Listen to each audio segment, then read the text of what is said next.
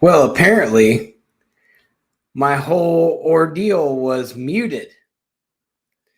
Wow, that's embarrassing. Well, the Expendable Show. Here we go. We'll try it again. If you like my show, like, subscribe, ding the bell. Jeesh. Why does technology have to be so complicated all the time? I don't know. Doesn't make any sense, that's for sure. This week, let's go with the statistics. So Doge, $170 billion. So they updated, they add another $5 billion there, which is good. So we're at $1,055.90 per taxpayer.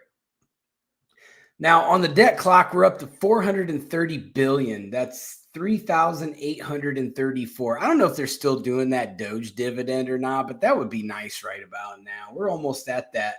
When you add the two together, we're almost at that $5,000 mark. They could at least pay us back for all of the scamming and stealing that all of our Congress people have been doing to us for all these years. They could at least give us $5,000. But we'll see. Hopefully that happens. That would be super awesome.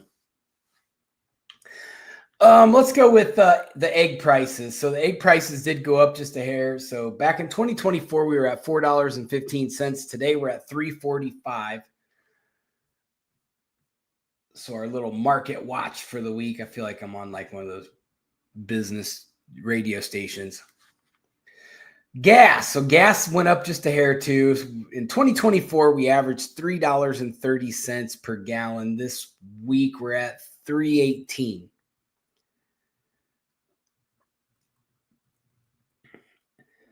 So the mortgage rates are up too. I don't understand. This one makes no sense at all.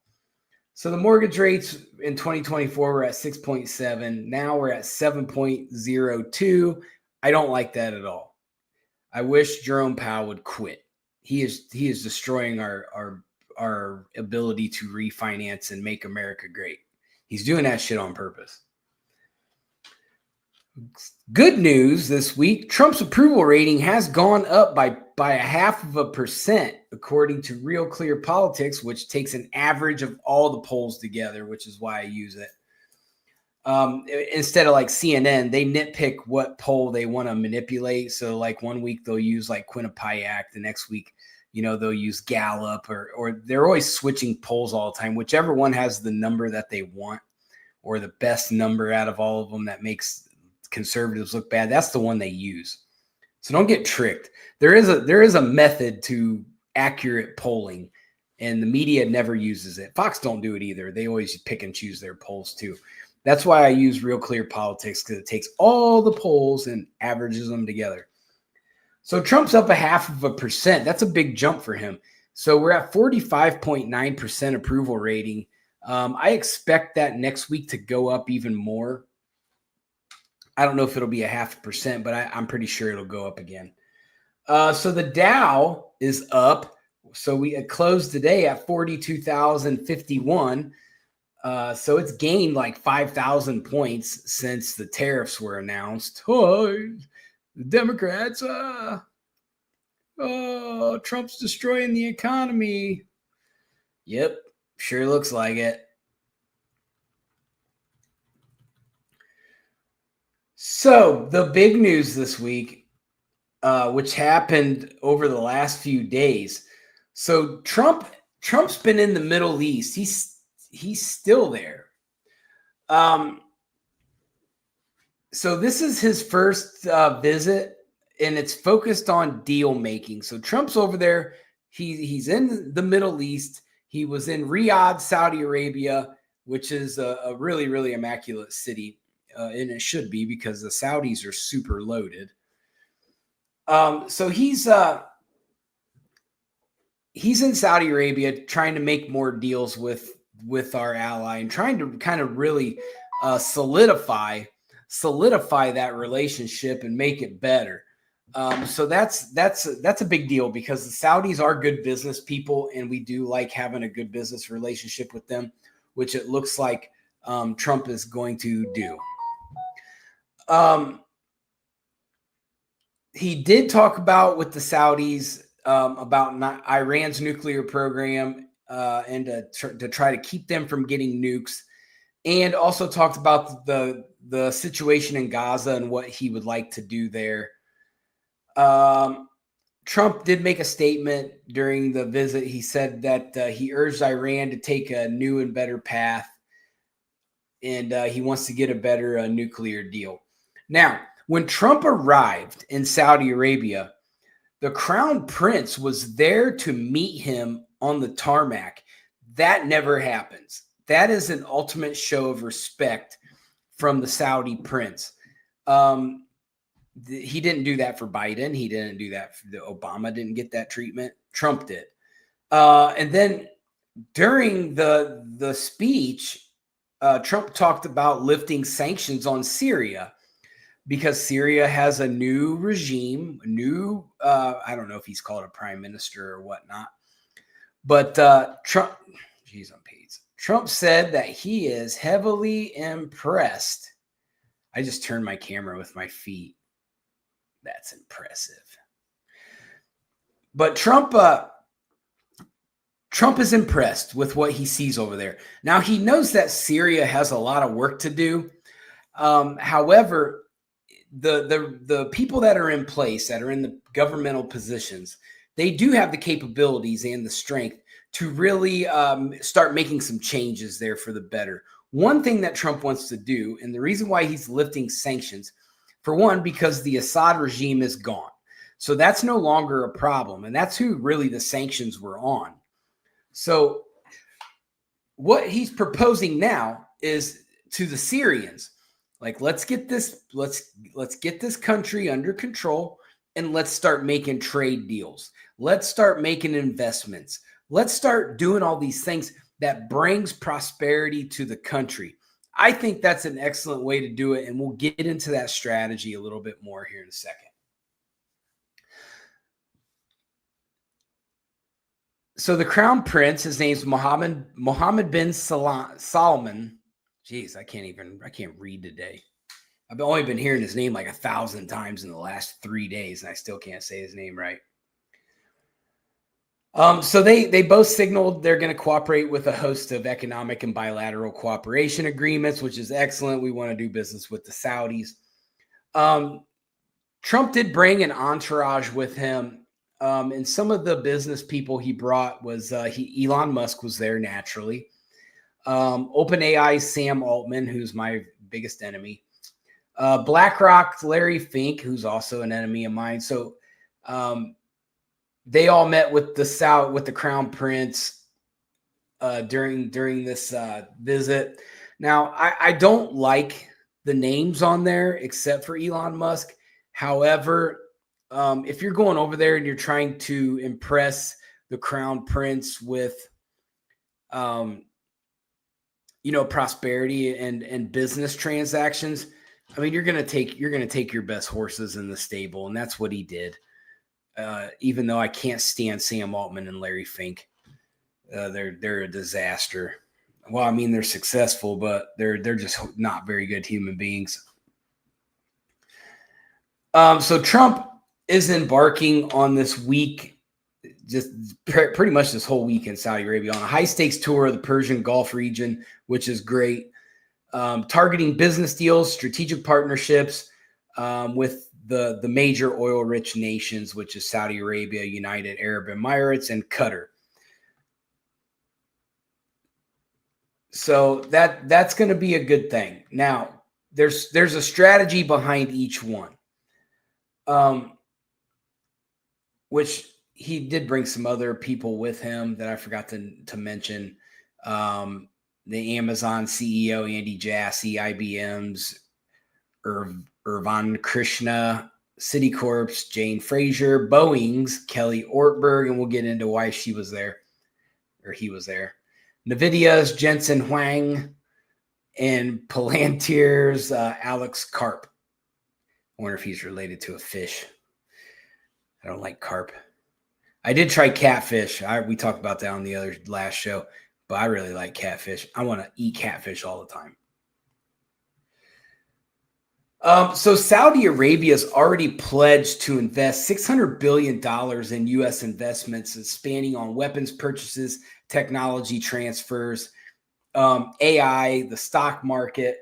They just want to get involved into our markets. Trump's starting to strengthen things here, and the Saudis see that happening, and they want to get involved in that, which is it's a smart thing for them. So, that's something we want to see happen. They're just going to make our markets a lot stronger with the money that they put in.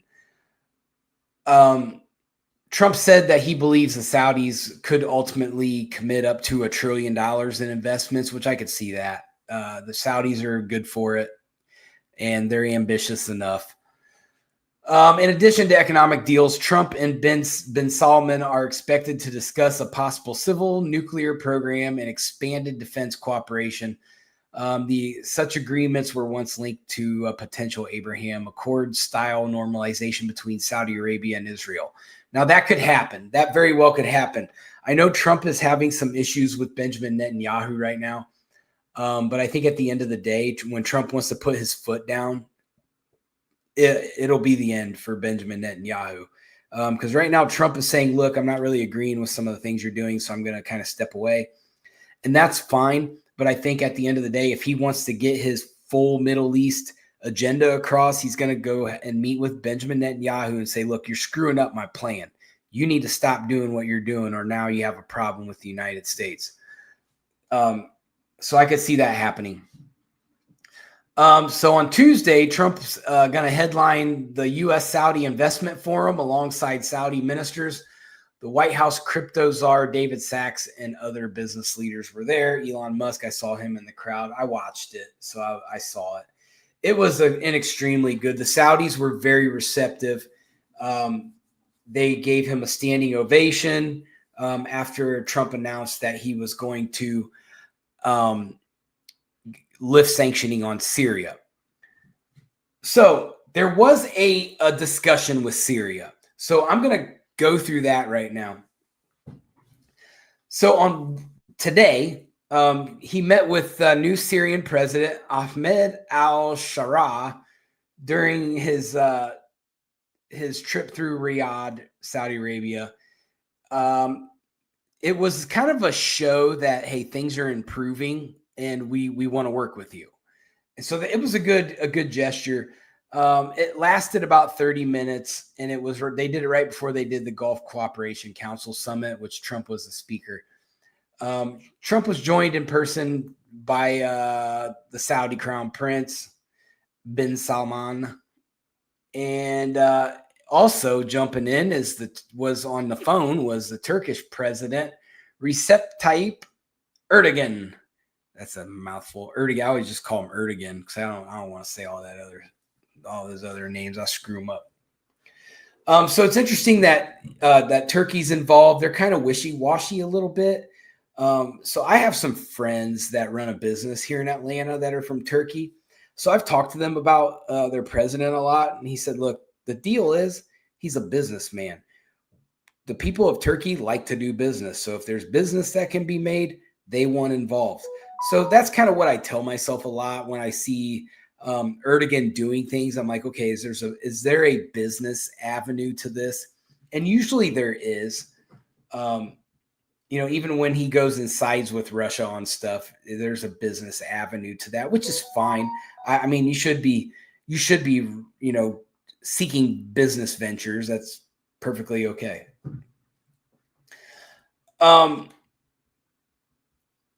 So what Trump is saying is he says, we're currently exploring normalizing with Syria's new government. And he said he's seen a lot of progress out of the Syrian government. The whole world is watching the Middle East right now, which is very true. Everybody's watching the Middle East because we see like parts of the Middle East, like Saudi Arabia does okay. And then you see like Afghanistan's is a mess. Iraq's a mess. Iran's always threatening people. You got, everything around the eastern part of the Mediterranean is always a train wreck. So everybody is always watching the Middle East. Like, what is going on? Is this ever going to end? And I think Trump is over there putting a really good faith effort into stopping a lot of that. Trump encouraged al-Sarraj to do a great job for the Syrian people and to sign the Abraham Accords with Israel. That would be huge if he can get that signature with Israel. That's going to be huge.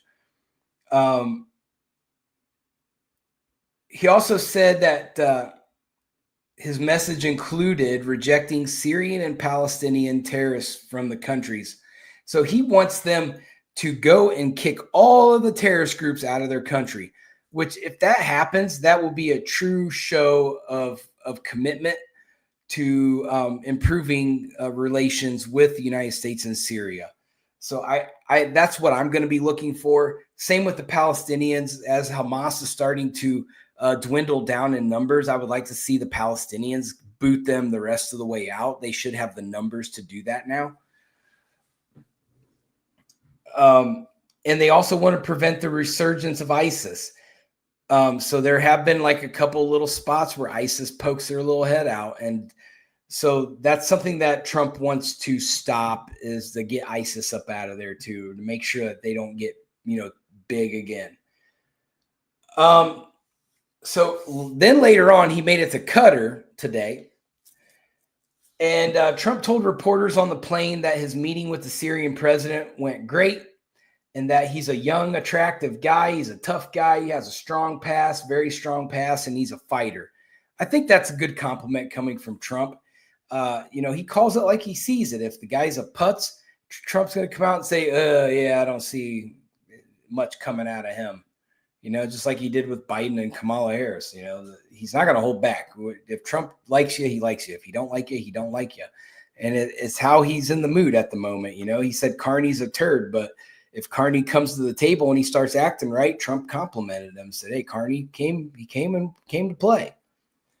So Trump also said that the Syrian leader he's got a real shot at holding it together.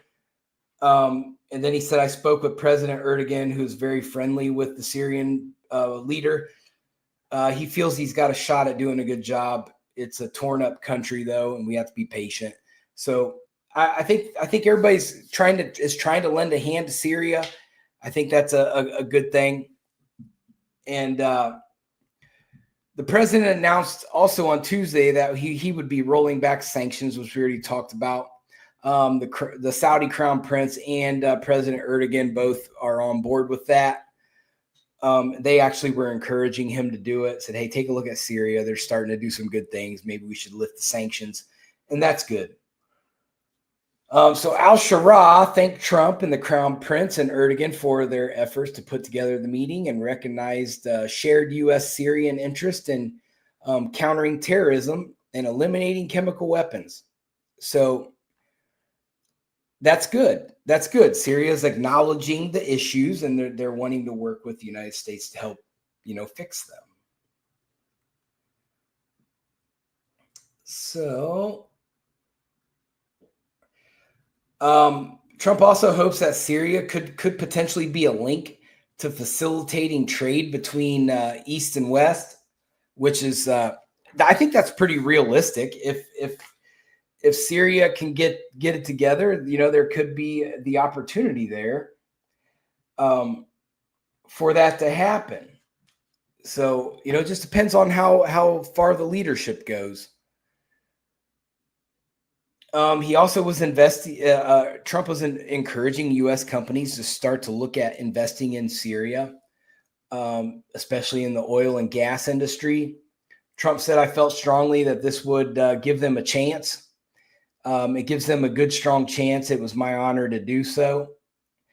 He also called, on the call, Erdogan and the Crown Prince commended Trump for lifting the sanctions on Syria, according to Caroline Levitt today. Trump then thanked the two leaders for their friendship and told al-Sarraj that there is an opportunity to do something historic in his country.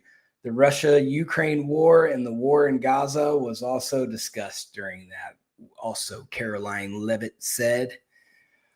So what we have going on here is, let's add these last two facts about Qatar, and then I'll give you my full take on it. Why does Pete Buttigieg look like he's trying to be a little manly. He's growing out like a little scrappy little beard.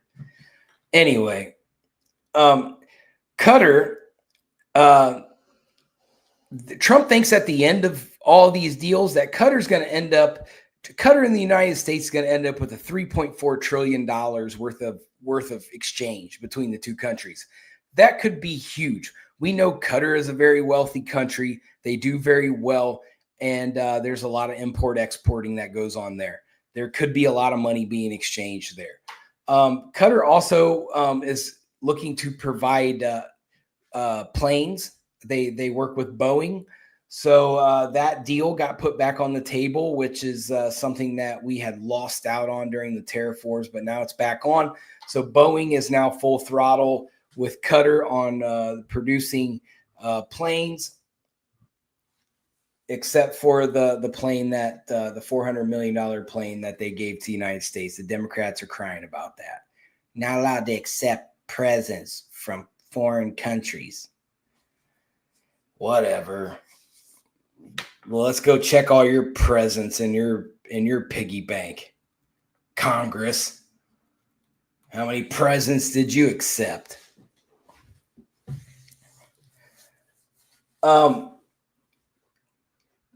What Trump is being very strategic here. So with Russia and Ukraine basically making no headway, he's taken his focus off of it and said, look, if you guys are going to go ahead and do what you want to do, I'm going to go over here to the Middle East and work a deal with people who want to work deals. I'm going to go in. I'm going to talk to Syria. I'm going to talk to Qatar. I'm going to talk to Saudi Arabia. I'm going to talk to the UAE, and we're going to get these. We're going to start making financial prosperity out of that region. That's going to benefit the United States as well. They're going to invest in us. We're going to invest in them, and there's going to be this big deal. Now, what that does is it starts to create a division, because some of those countries, as we know, are part of BRICS, which is going to cause friction between Russia and China, because they are like the two major BRICS countries. India is also a part of that too, but India has been kind of quiet. They've been dealing with the whole Pakistan thing. So there's that. Trump is starting to take control over the entire world, region at a time. He went in there and made that trade deal with England. That was huge for all of Europe. Then he went to the head of the Middle East, Saudi Arabia, made a deal with them. So the head of Europe, the head of the Middle East, then he went and he just did the trade, worked out a trade deal with China. So there's that. The only thing missing, and he's already got Argentina, because the Argentina president loves Trump. So there's South America. And the only thing he's missing is Russia. And then he has control over the biggest major players in the globe. And Trump runs the table. So let's go into the U.S.-China trade talk. So the U.S. and China announced on Monday that tariffs. Hey, what's up, G-Bro? The tariffs against one another will be reduced for a 90-day period after officials held trade negotiations in Geneva, Switzerland on Monday. I every time I hear the word Switzerland, I want to vomit. But it turned out in our favor this time. So the tariffs President Trump announced against China on April 2nd are being cut by 24 percentage points for this temporary period, while retaining the remaining ad valorem rate of 10% from that announcement, according to a joint statement. So we're seeing a temporary easing of the tariffs. China agreed to the same stipulations, adding that it will adopt all necessary administrative measures to suspend or remove the non-tariff countermeasures taken against the United States since April 2nd. So that's good. Under the deal, reciprocal tariffs for both countries would be reduced by 115%. The U.S. will temporarily lower its tariffs on Chinese goods from 145% to 30%. And China will reduce its levies on American products from 125% to 10%. So now we're seeing we went from these very, very inflated tariff percentages. Now we're down into the ballpark. We got 30% and 10% across the board on everything.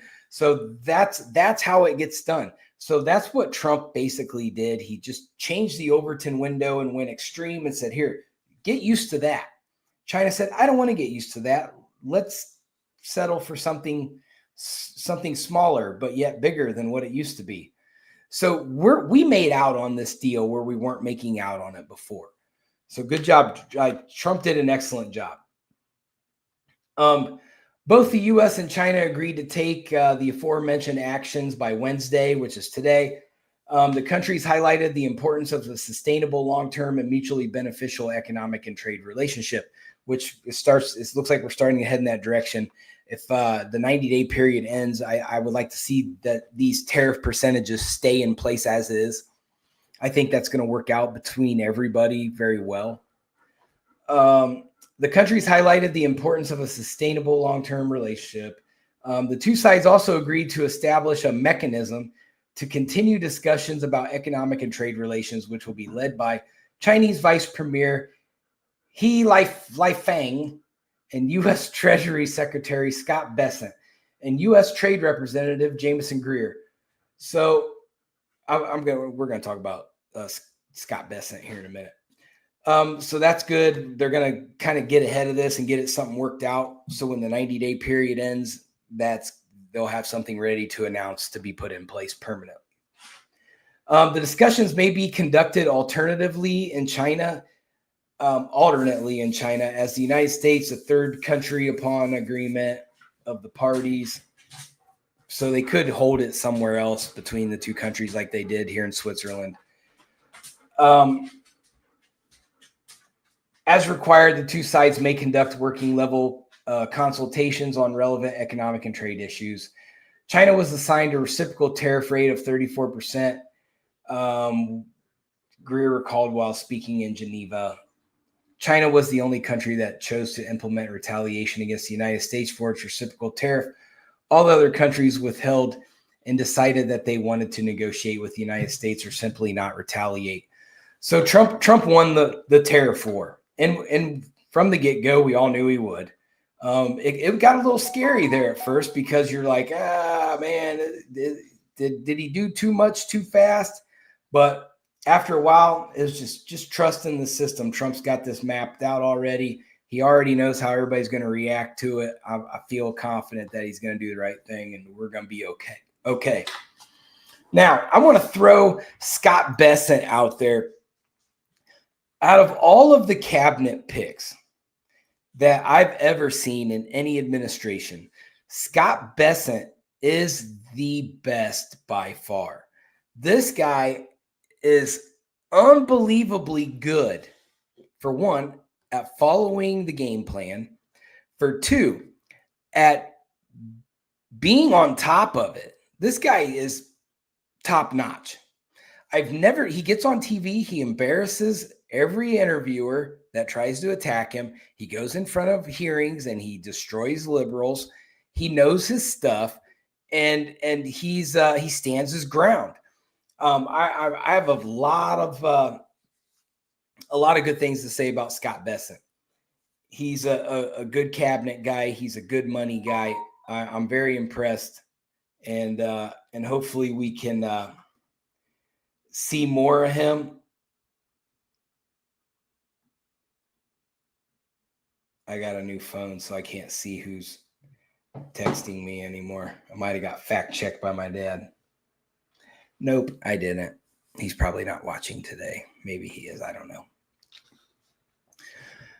So we've got these major things. Trump's got control over the Middle East, and he'll soon have control over most of it. And what he's going to do is he's going to end up pushing out a lot of these terrorist groups, and he's going to isolate them where they can't go back. All these migrants from these terrorist organizations, they're not going to be able to go back to their home countries because Trump has seized control over the Middle East. He's also seized temporary control over China. He's seized control over England. So we're seeing everything happen. It's all happening according to plan. Trump had a brilliant week where he won on all aspects of the United States economic planning and everything. So I'm seeing a lot of good stuff.